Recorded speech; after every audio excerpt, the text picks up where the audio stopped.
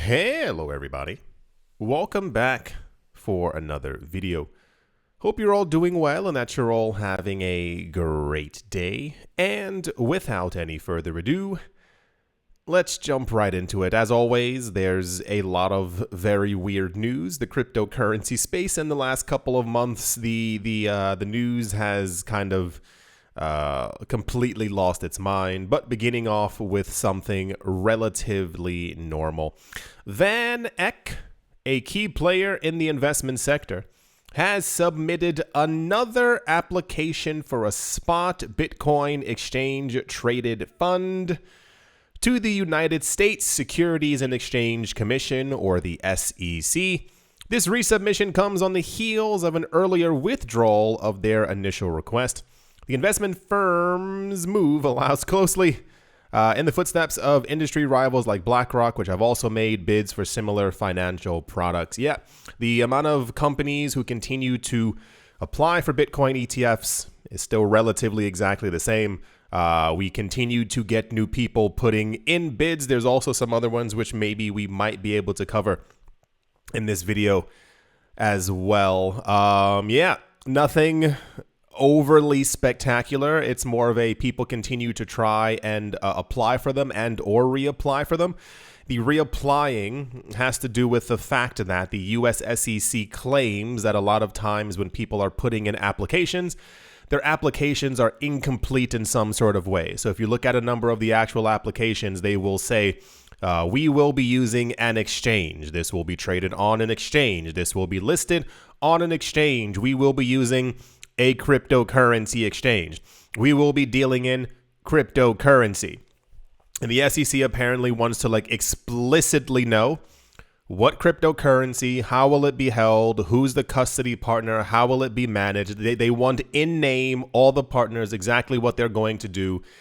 And it's just a very long process. So we had news maybe 6-7 weeks ago that a number of companies had actually withdrawn their application, but only for a day. And they kind of reshaped it, remade it look nicer, put more information in, and then Van Eck is one of them who resubmitted their application. Here's the actual image for it. I'm not sure if a lot of you want the image, but it's more of a just to show you that it actually did take place. I like to show proof, and this is why there's a lot of stuff always happening on the screen. So cool. If this ends up going through, then absolutely wonderful. We're still waiting for, the big shebang, as it were, so everyone can keep applying as many times as they like. It's just a matter of the SEC finally, after a decade, doing what's actually right. So yeah, Van Eck has reapplied. I think 2 other companies did as well, but I think Van Eck was the more larger, popular company who's trying to get one. Yeah, that's the Van Eck has refiled for a Bitcoin ETF news. And yeah, let's move on. We were recently just discussing MicroStrategy. For those of you who missed it, I don't know. Yeah, anyway, the point is Michael Saylor, who is the head of MicroStrategy, recently said that it's time for the banks to take over Bitcoin. And that didn't sit too well with me. So in one of the last videos, I kind of ranted maybe a little bit more than I should, but it was a very frustrating to hear that, as Bitcoin is meant to be for the people, for the public. The idea of letting banks once again control this sector was a bit annoying. I did see a bunch of people, and thank you for posting this. I like information. I want to always be well informed in some sort of way. Apparently, around 11-12 years ago, Hal Finney, who is believed to have potentially been maybe one of the people who helped to create Bitcoin, actually said that he believed at some points that banks would acquire Bitcoin and begin to use it. It wasn't explicitly that he said that banks should control Bitcoin, but he expected that if Bitcoin did get large enough, banks would acquire it and maybe even start creating new currencies based off of it. The way that years ago, countries would acquire Bitcoin. Wow. There we go. Countries would acquire gold and then kind of create money based off of the exact amount of gold that they had. The idea is that Bitcoin would be the new gold. Banks would buy it and hold it and create new currencies based off of how much Bitcoin that they actually have inside of their vault. So still a bit annoyed by the idea that banks, or that we need banks in some sort of way, but that's my own personal thing that I have to work with. The actual news is that, in very common news, the head of MicroStrategy, Michael Saylor, once again has announced that the company has purchased another 155 Bitcoin for $5.3 million. MicroStrategy is always buying Bitcoin. They're the company that basically said they kind of essentially want to own all the Bitcoin that's out there, which leads me to the gigantic question in the future, exactly how rich this company will become if Bitcoin does ever get to the $1 million price range, and or the $100 million everything else has collapsed except for Bitcoin number. Yeah, so nothing, once again, too exceptionally exciting, except for the fact that this company continues to buy up tons of Bitcoin all the time. There was news maybe like a week or two ago that was based off of the price movements that we saw from the rumors that the Bitcoin ETF was going to happen. Then it appeared on the DTCC's website. When prices rose, I think MicroStrategy made almost $1 billion just from like the actual price rise that happened on that day. Is quite spectacular, and I'm sure they're not the only company out there as well. A lot of times people forget that there are other companies who are buying probably just as much as MicroStrategy, but MicroStrategy has chosen to actually be, dare I say, public in this way with their news. Yeah, as always, MicroStrategy news ends up being very popular. We will hear, of course, absolutely about them again. They're always buying, and I assume next year they're going to be like flooding the news as far as how much money they've made, how much richer they are, and how many billions they now have in Bitcoin. That's the MicroStrategy news. Moving along. Also in like, I wouldn't call this popular news. It's actually a little bit weird. So you know how the idea that there will only ever be 21 million Bitcoin? Cool, got it. And then you have the idea that apparently, allegedly, 5 to 6 million Bitcoin are lost and gone forever. A lot of this has to do with metrics about movement and like kind of human behavior when it comes to assets. The idea is that if you in 2010 had some Bitcoin, or 2011, 2012, 2013, doesn't really matter, a long time ago, you had gotten some Bitcoin, and you were aware that Bitcoin's price had moved up in value quite significantly. So you put in $1, and now you have $387,000. You, based off of human mindset, you're going to move that Bitcoin to somewhere safer than your 2008, 2007 laptop. It just seems like complete logic. So a lot of the assumption lies upon the idea that if no one is moving these coins, seeing that they now have hundreds of thousands or millions of dollars, we can assume that those coins are lost and gone forever. There's not a chance in this world that anyone would kind of leave their money in a situation like that. This popped up, and this is, I don't want to say old news, but this is something that we used to hear about years ago, where a lot of people have been trying to recover their coins. It's like that guy in the UK who's trying to like go through the landfill to acquire his old hard drive, which has been rained on and crushed and all these other things. This guy, his name is Stephen Thomas, and I will once again say this outright. I don't remember this guy's name at all. It says Stephen Thomas, who is the former chief technology officer, or the CTO of Ripple, apparently has made a final decision. He has rejected a group of hackers who said that they believe that they can unlock an encrypted USB drive containing 7,000 Bitcoin, which is currently valued at roughly around $241 million. It is known that Thomas has lost access to his crypto fortune and only has 2 more attempts before he will never be able to do it again. So apparently the news is that this guy had Bitcoin. I think he forgot about it, or rather, I think he lost his password. He's been trying to get into the actual device, which I think is a USB device. I think this was actually long before the idea of a ledger or we had anything like it. And for some reason, the encryption method inside of it only allows for 10 attempts. He's used 8 of them. He's used other companies before who have allegedly told him that they can get into the device. They kept on trying, and now he only has 2 attempts left. There's a video that was floating around on YouTube, maybe earlier this year, maybe sometime last year. Time is moving very, very fast. Where it's this like father and son. They're not involved here, but there's a father and son who it's kind of like their business to like get into people's old devices. So people come to them and they're like, "Listen, I can't get into this thing. I've been locked out for 3 or 4 years. If you help me get inside, you have 15% of the money that's inside there." I can't even remember what the thing was called. I was just randomly clicking on stuff. And they helped a lot of people. They helped a lot of people figure out what their passwords were.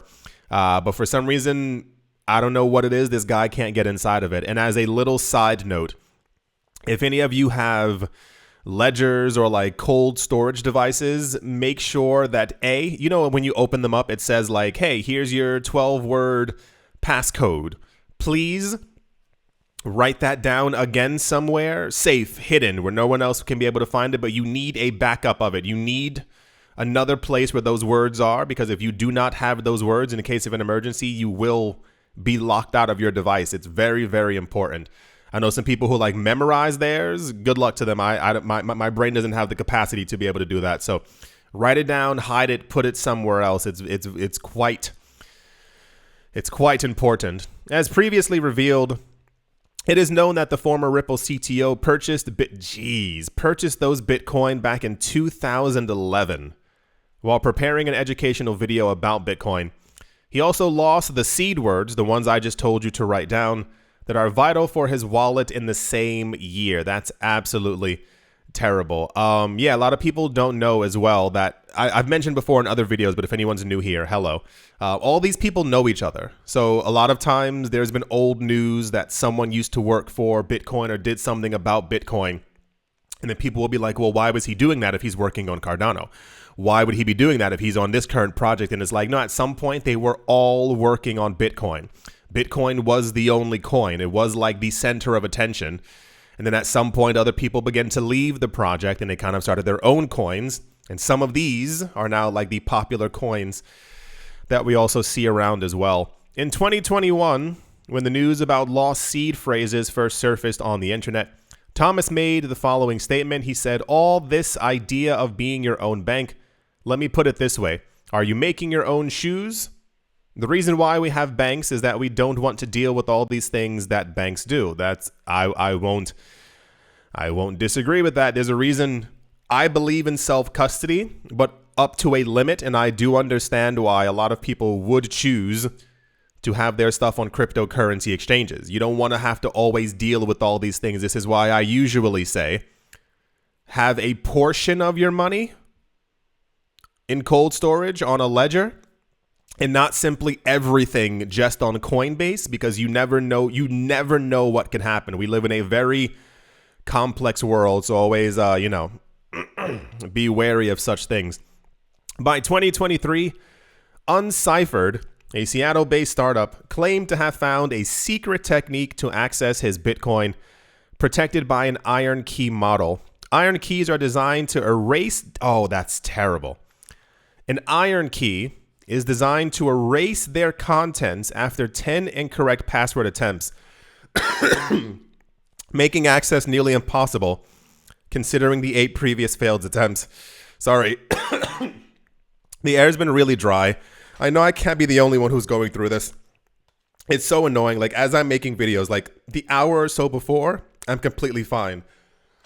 But when I'm making the video, of course, I'm talking nonstop.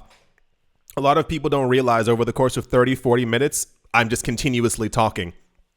And because of autumn, I know you don't need to hear an explanation, but I'm giving you one.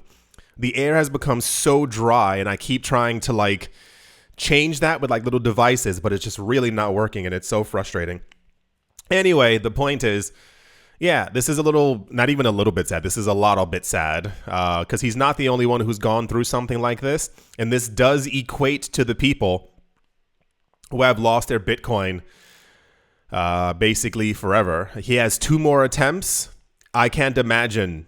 I don't want to imagine the amount of stress that he's actually going through, because I imagine it's quite a burden at this point. But I can only hope that at some point he does gain access back to it again. I was going to say, maybe just sit down and try and remember your password. Have you ever gone to some of your older email accounts? And I mean like from 2010, 2011.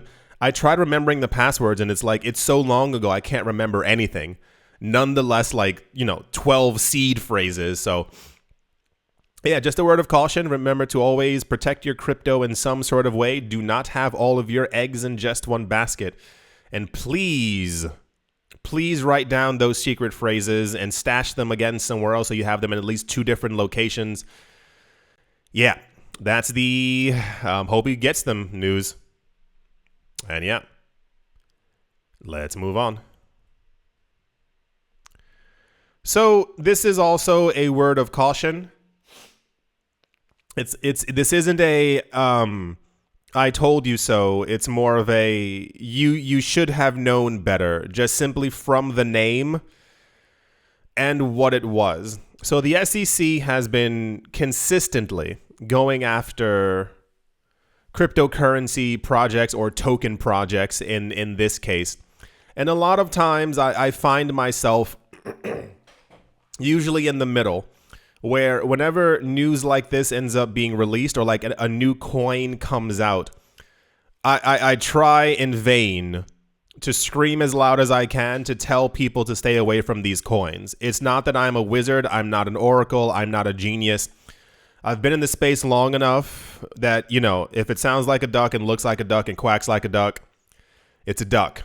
I'm one of the original people in the space who believes that we do not need tens of thousands of coins. That is to say, we have Bitcoin, we have Ethereum, we have XRP, we have Cardano, and you can throw in 10 other coins into that basket. That's basically all that we need. If we had a more fine-tuned market, coin prices would probably 20x from where they currently are now, even before we have the actual halving. It's more of a lot of these chains do the exact same thing. We don't need new coins in our market. And I'll even put stable coins in their own little basket by themselves as well. The issue is that in this space, a lot of people are under the illusion of very quick, fast money. This is why this channel exists as well, to keep you updated with the news, but also make sure that you don't have the illusion that you are going to be a trillionaire tomorrow. It actually takes a lot of work. You have to do research. You have to know which money to put what coins to put your money into and what they do and how they function. Because what ends up happening is, especially every single bull run, a lot of coins appear. They seem new and shiny, and these websites offer a promise to you that it's better than Bitcoin, faster than Bitcoin, going to take over Bitcoin. This is the new Bitcoin. Forget about Ethereum. This is the new Ethereum. No one needs XRP. This is the new XRP. And it continues over and over and over until these coins end up collapsing. Part of the problem is that this is one of those coins that actually became incredibly popular. And I remember talking about it on the channel, telling people, I was like, look at the name. This is clearly a scam. And here we go. The coin is called SafeMoon, as in safe and then moon. And executive team members, and one of them is called Kyle Nagy, last name Nagy, were indicted in the Eastern District of New York in connection to an international multi-million-dollar fraud scheme. On the 1st of November, the U.S. SEC charged Braden, John Caroni, Kyle Nagy, and Thomas Smith with conspiracy, fraud, and money laundering charges over their involvement in SafeMoon. According to the SEC, the token was offered as, of course, an unregistered security. That part is, abundantly clear. The 3 stand accused of using their roles as CEO and CTO, respectively, to inflate SafeMoon towards a $5.7 billion market cap through wash trading, deceptive marketing, and misleading statements about liquidity lock-up timelines. Per the complaint, SafeMoon's executive team promised to take the token safe to the moon while they withdrew $200 million from the project for personal expenses, such as purchasing sports cars and real estate. SafeMoon's price exploded by over 55,000% between March and April of 2021, and subsequently the token lost half of its value shortly after. Users discovered the team had promoted false narratives about SafeMoon's liquidity pool lock, and creators had misappropriated funds which they claimed were safe. Yeah, SafeMoon. A lot of you must remember it. There were a lot of other coins that had moon in their name. It's kind of like right now how... Now I say this lightly. While Dogecoin was created as a meme, it is a relatively reputable project in that it's been around for a while and the team is relatively transparent with what they do. I would like to throw Shiba Inu also in that category, but Shiba Inu has not been around long enough to have any type of like hyper legitimacy. There's now a lot of other coins even mimicking Dogecoin and Shiba Inu. There's like Baby Doge, there's Floki Inu, there's a coin that merges Elon and Doge together. I think it's called Doge Elon. And it should go without saying, it should go without saying, these are also more than likely scams as well. So in the cryptocurrency space, I know, believe me, I've been here before as well. It's sometimes very difficult to see a new coin project popping up and you hear that other people are making money. These are usually scams, more than likely scams. And what ends up happening is you put your money into it as their marketing campaign goes full force. So they know when to tell the public to start buying. It's because the original creators of it have bought most of the coins and they hold a lot of it. So what ends up happening is you get into it, you tell your friends to get into it, the coin pumps and then you see a massive drop in price. It's because they've begun to cash out, the originals, the creators of the coin, and then you're kind of left standing there being like, oh my gosh, what happened? Yeah. I remember a lot of people here and on Twitter also talking about SafeMoon. These coins are obviously garbage. Please try not to fall for them. The SEC has been, I don't want to use the term warpath, but they've basically been, going after tons and tons of coins very recently that are very similar to this one. So always just try and keep your wits about you. It's fairly obvious what you should not be getting into. But once again, the allure of making quick and fast money is what gets people into these projects until it ends up collapsing and then they make a video in their car where they're crying, talking about, oh my gosh, I didn't know that SafeMoon. Like, just think logically. Look at the coin's metrics. Look at who's actually using it. And the problem is, even when it comes to like wash trading, this was a problem and still is a problem for a lot of coins that really tried to get people to believe that A, they were being used and or were going to at some point take over Bitcoin. And this is why I love blockchain and the internet, because we can get all the information at almost a moment's notice. This happened years ago for the coin called Bitcoin Cash. And I had it in a video, and I was telling people, we found out that I think all of their transactions, I believe it was more than 90% of their transactions were happening just from two addresses. And they, like, someone found it. Because there was like a really weird inconsistency in the amount of, like, you know how like they have like block explorers, for those of you who don't know. They're basically websites where you can see all the activity happening on a chain. So you can go to like, type in like Bitcoin block explorer and you'll be able to see like all the movements that are happening. You'll be able to see like someone sent $40, someone sent 30 million. Like, it's really insane. Someone did it for Bitcoin Cash and they were looking and there were two addresses just swapping, I think like 5 cents back and forth between themselves. So we were getting a lot of news about how many people, oh my gosh, there's so many people using Bitcoin Cash. And then we found out, no, it was just two addresses, making it seem as if they had tens of thousands of transactions.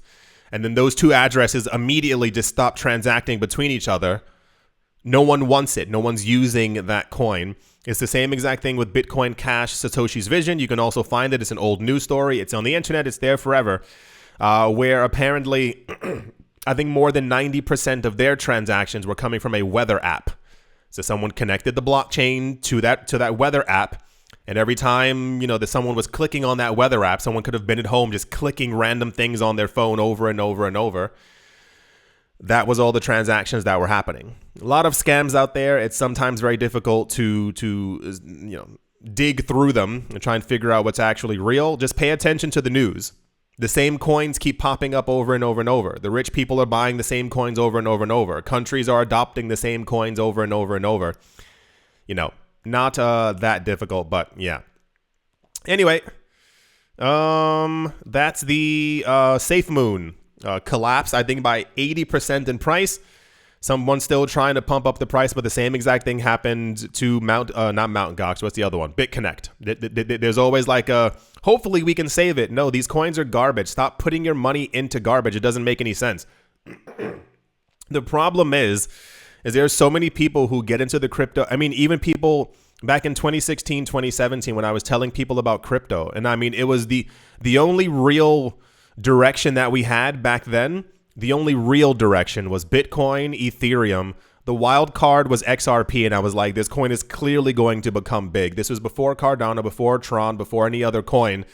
And I know so many people who put their hard-earned money into so many other projects, and they lost everything.